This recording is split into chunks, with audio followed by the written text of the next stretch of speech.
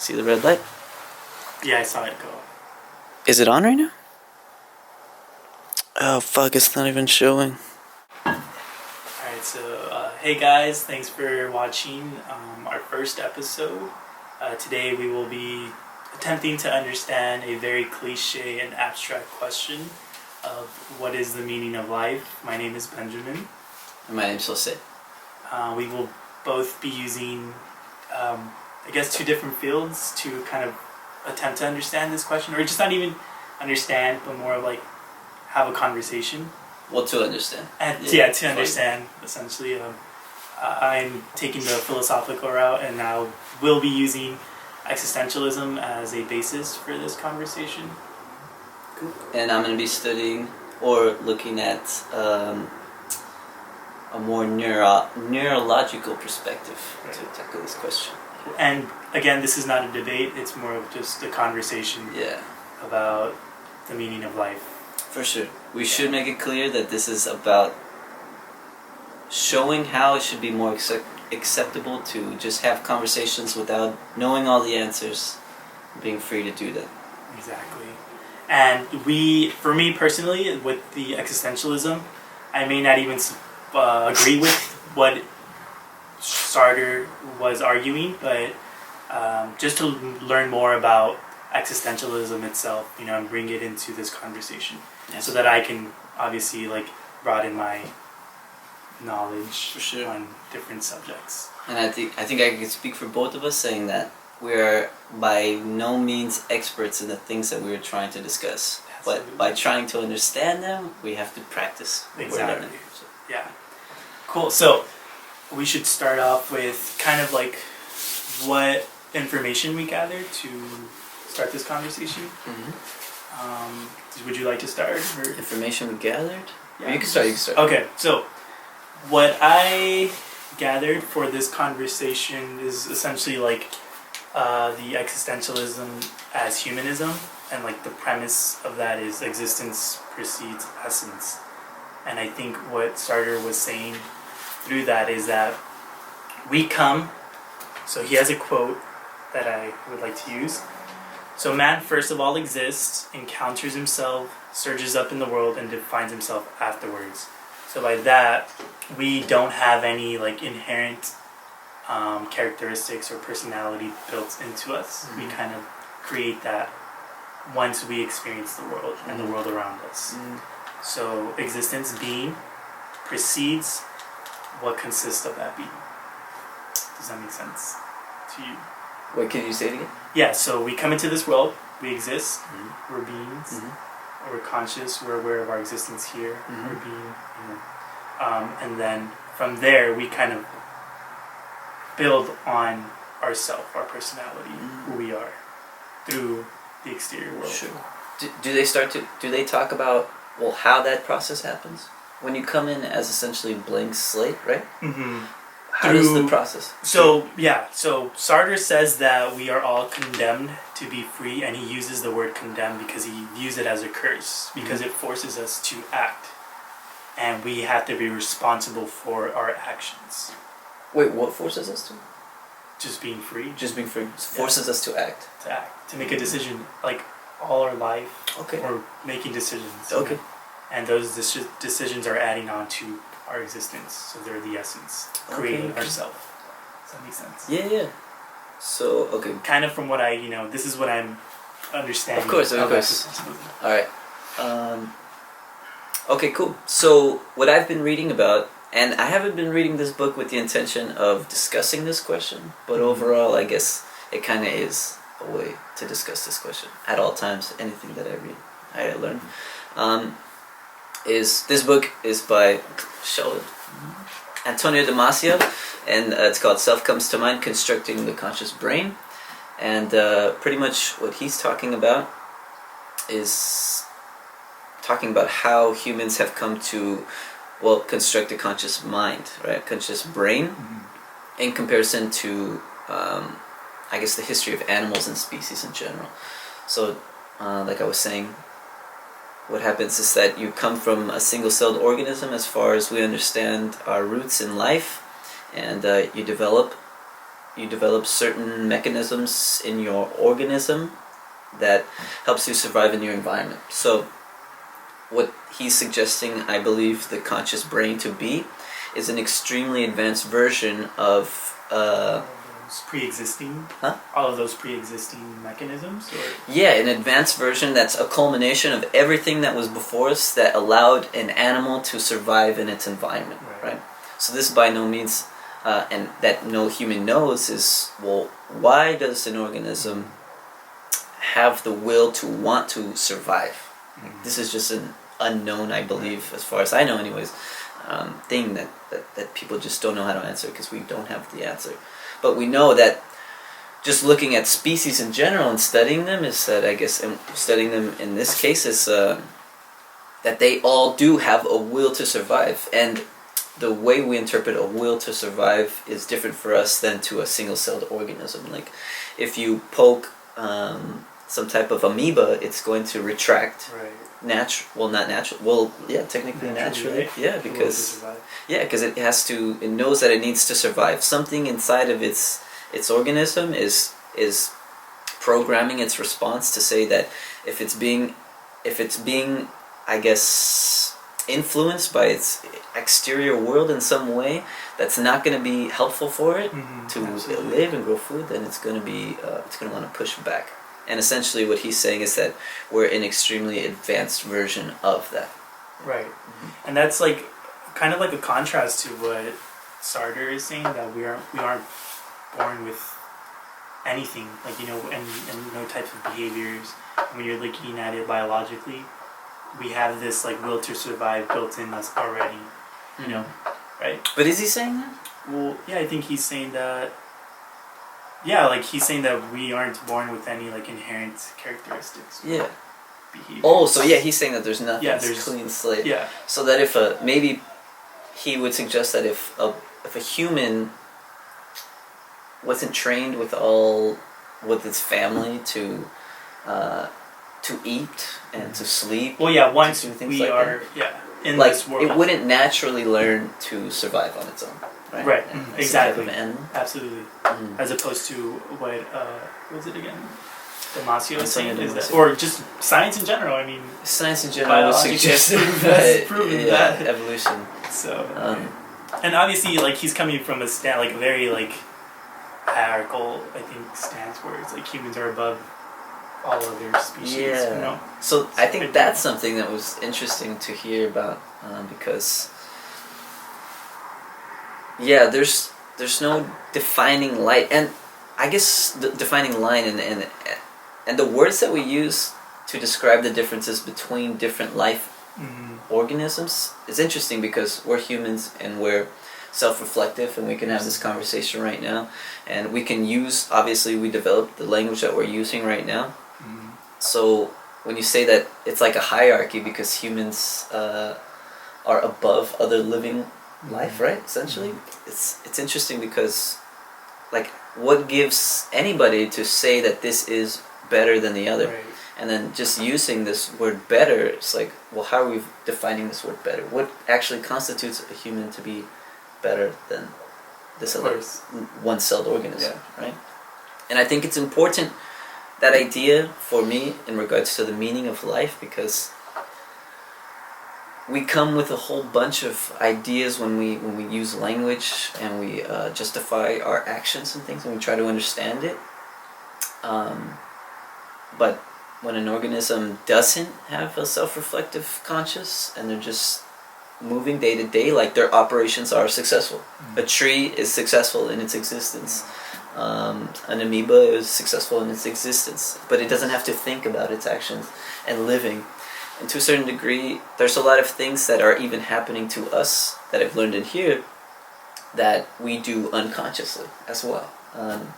Yeah. Like conversation. So in regards, so what I was gonna say with the whole like conversation, in regards to like unconscious actions, like we can have conversations naturally, and we do it all the time.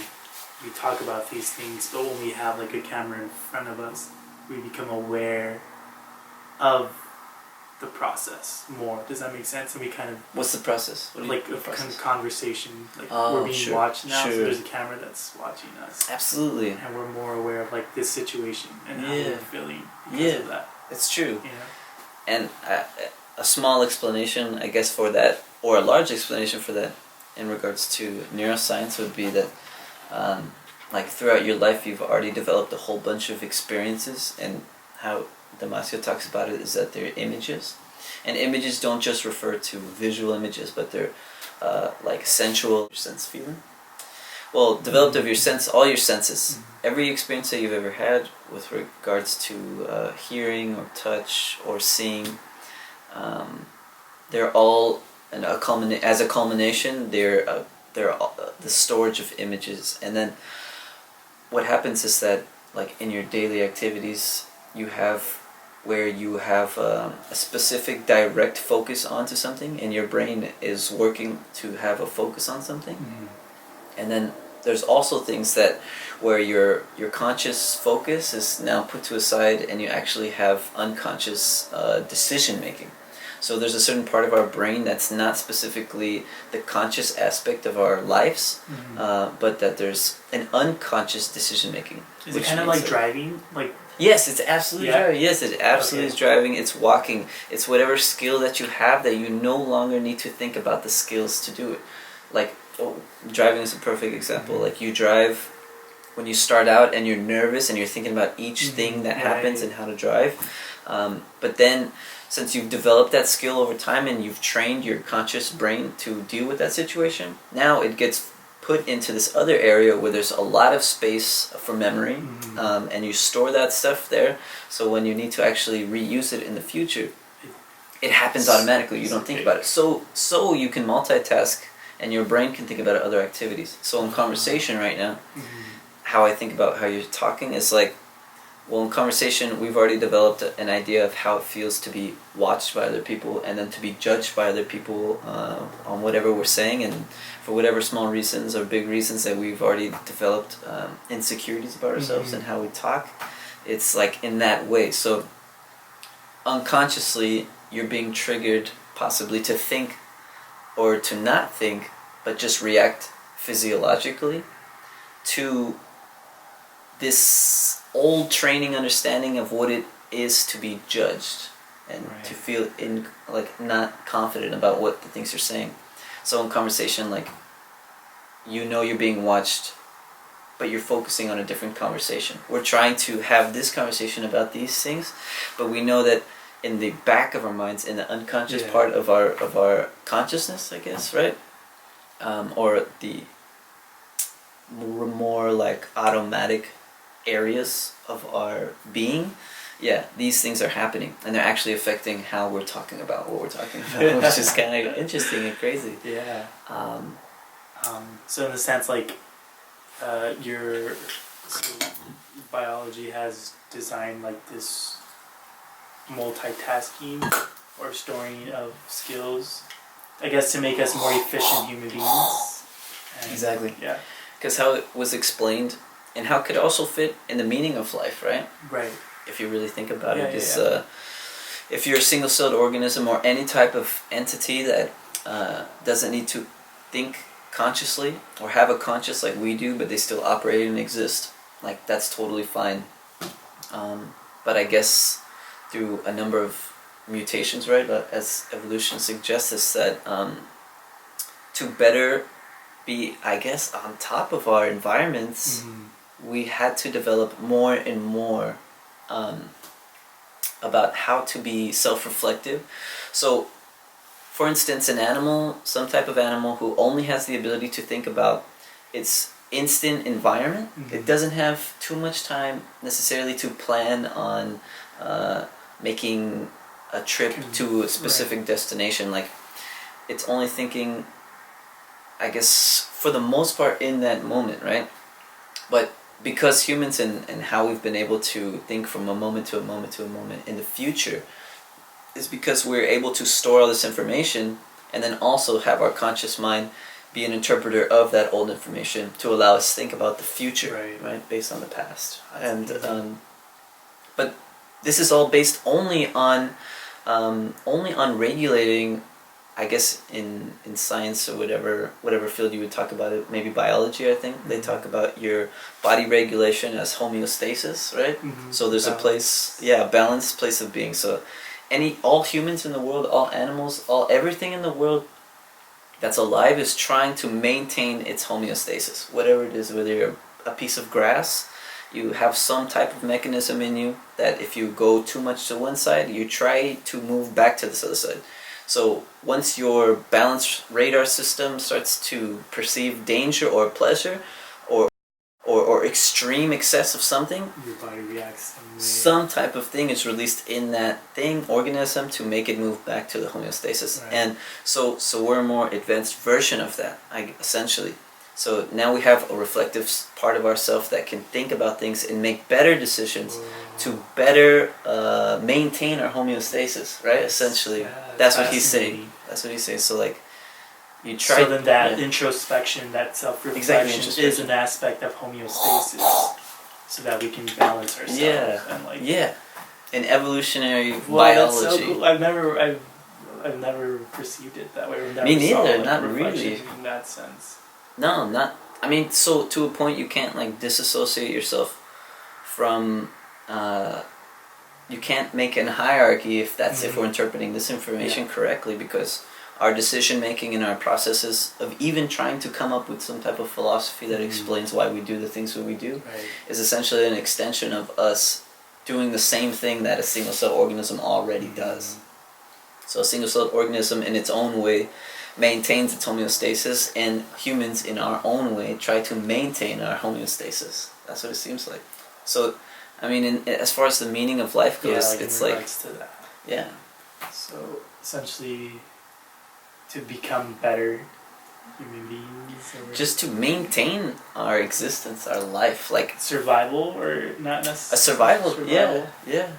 I was thinking when I was reading this, like, what if like life was an entity in itself, like life in general, and then it has just as some type of entity created in whatever way it does a whole bunch of living things, and all these different variations of living things try to just maintain itself, because maintaining itself is maintaining this word we've come up with, which is life. Like, and there was just like an umbrella idea for me to think about, like humans not being any better than any living organism. Right. Yeah.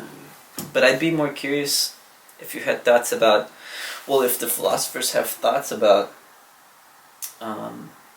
like, I guess, I don't know, more in regards to this meaning of life, or this specific perspective for existentialists to think about the meaning of life. Because even if the meaning of life in biology for an organism is to maintain homeostasis, like, there's still no answer to, well, what is that will? Like, where does the will come from to maintain an organism's life?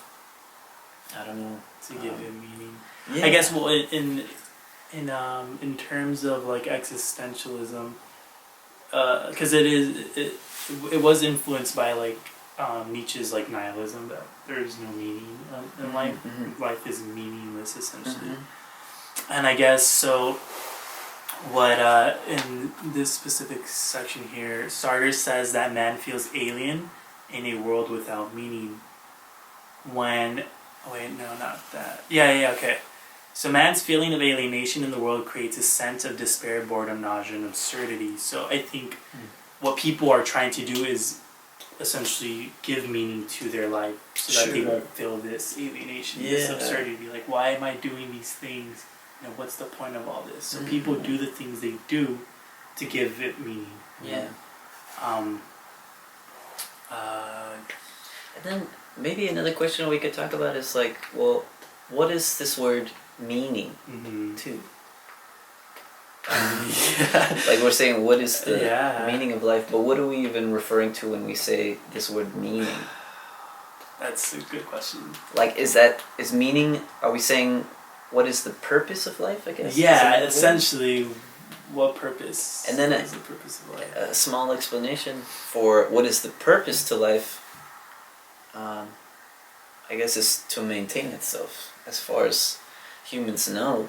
But beyond that, where the real creative creative solutions come, like I'd be curious to know. Like I don't really know the purpose of life Yeah. because I guess there's no like necessarily knows. universal answer to that. It would fall more under like a subjective perspective. You know? Yeah. Each individual having like their own purpose to it. Yeah. Their own meaning. It's true. I guess it just becomes problematic when hierarchies are placed Absolutely. as into, well, our purpose for life is more important than this other purpose of life, right? And that's a reoccurring thing too within societies. Yeah. Yeah, all the time, every day. Yeah. Our own existence is our need to make a wooden table, books, and whatever clothes we're wearing, like trumps the things that we use to make these things, right? That's so true. Because our purpose is more important than this purpose. Maybe? I don't know. You can argue that. For sure. Yeah, because I mean, I'm very curious and I want to pursue understanding, well, what is that thing that makes life want to continue? Like, because, I mean, there's definitely so studies. When you, like you said, like when you look at life as an entity itself, like you group everything, why is it that we're doing these things? What point are we leading up to? Sure. Excuse me, you know, like where are we going? We started from a single-celled organism, we've evolved to be like these introspective, self-reflective, you know, human beings. What's the next step, or what is the end point? You know? Exactly. Yeah. Well, not the end point, but what was the beginning point? More interestingly, like, what made that evolution possible? Yeah. Like, why did somebody even want to? Why did somebody even want, or why did anything want to?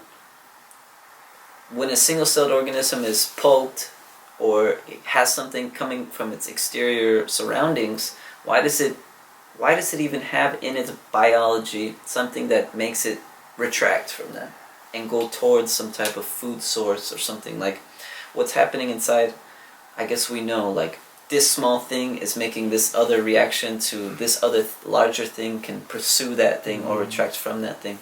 But, like, at its smallest point, like, why? Like, why is it doing that? Like, I don't know why, and I really want to know. Survival, I would say, personally. Because we know. Yeah, we know, like, it is survival. Yeah. But, so what is survival? Like, is survival the foundation? Like, is it just we place this word survival, the continuance of one thing to continue throughout time? Like, that's survival. And then is that just the plain answer for why life is continuing? Like, I don't know, man. That one's like, that's really getting me. It's really interesting. And it's super interesting. I mean, obviously we don't have the answer to this. No, I don't think anybody does indefinitely. And that was our purpose, to choose something really abstract where we can just simply express our views and you know, use scientific, philosophical like basis. Yeah, for sure. Facilitate this conversation, you know. I think something personal for me, and what I really enjoy about these conversations, or this conversation, starts the first one, is the ability to cross-match different types of studies that don't generally get looked at. Like, if you're looking in neurobiology, you're not necessarily forced probably to study philosophy of Nietzsche or existentialism or any other type of field for that matter, but because they're all extensions of human observation and solution making. Like, they all can bring they all can information. Contribute, yeah, exactly. So yeah, it's pretty good. Maybe we can end. Yeah, I think it's a good ending. Thank the audience. Yeah, I mean, who's ever out there, thank you for watching. I hope that you have some interesting solutions or answers or contributions. Constructive feedback. To this subject, for sure. We hope to make this a weekly thing and just have conversations over all types of questions. Yeah, and suggestions welcome. Yeah, for sure. Absolutely. We'll explore them for sure. For sure. Thank you so much for taking the time to... Timers there. Alright, yeah, man, I'm really glad we're doing this. That's good. For sure. We'll see what we continue to talk about next time. Yeah. So Alright. Tight. Did it run out already?